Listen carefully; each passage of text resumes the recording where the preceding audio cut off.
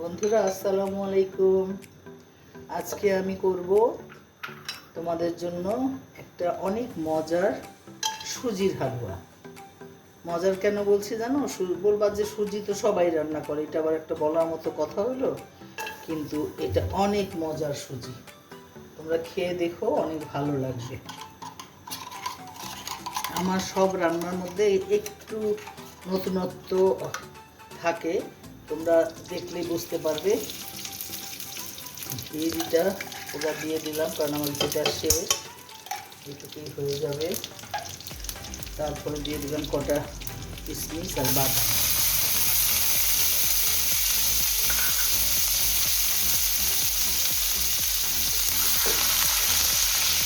এখন আমি 1 কাপের মতো সুজি দেবো। সুজিটা ভেজে নেব সুন্দর করে।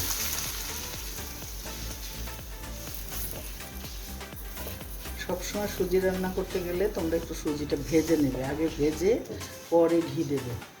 আমি আগে ঘি দিলাম কেন, আমার ঘি অল্প আছে, এই জন্যই দিয়ে দিলাম।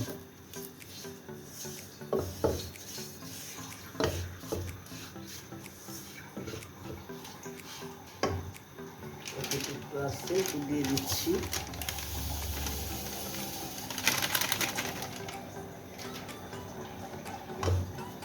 এখন দিয়ে দিব সামান্য একটু লবণ। মিষ্টি জিনিসেও একটু লবণ দিতে হয়, তাহলে মিষ্টির স্বাদ ব্যালেন্স হয় মিষ্টিটা।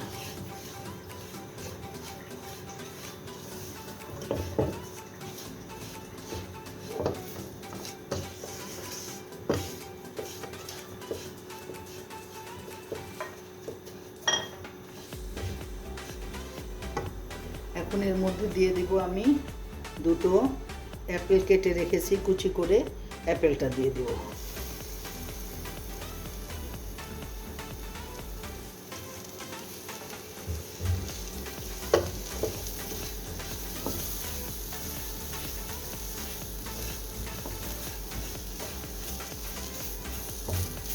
এবার দিয়ে দেব চিনি, 4 চামচ চিনি দিয়ে দিচ্ছি।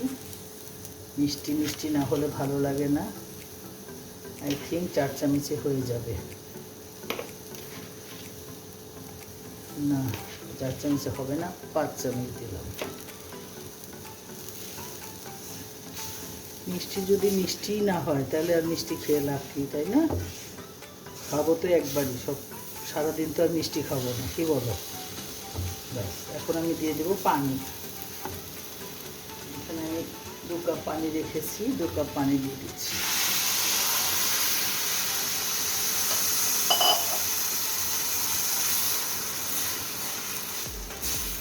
পানিটা দেওয়ার পরে আমি আরেকটা ইনগ্রিডিয়েন্টস দিব, সেটা হলো এই যে 2টো ডিম ফেটিয়ে রেখেছি, ডিম 2টো দিয়ে দেব।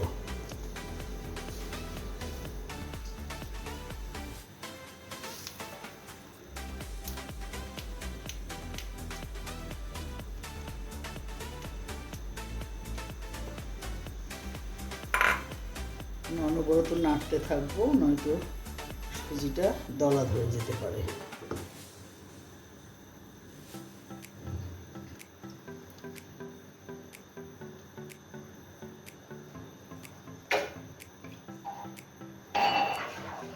এই যে হয়ে গেল আমার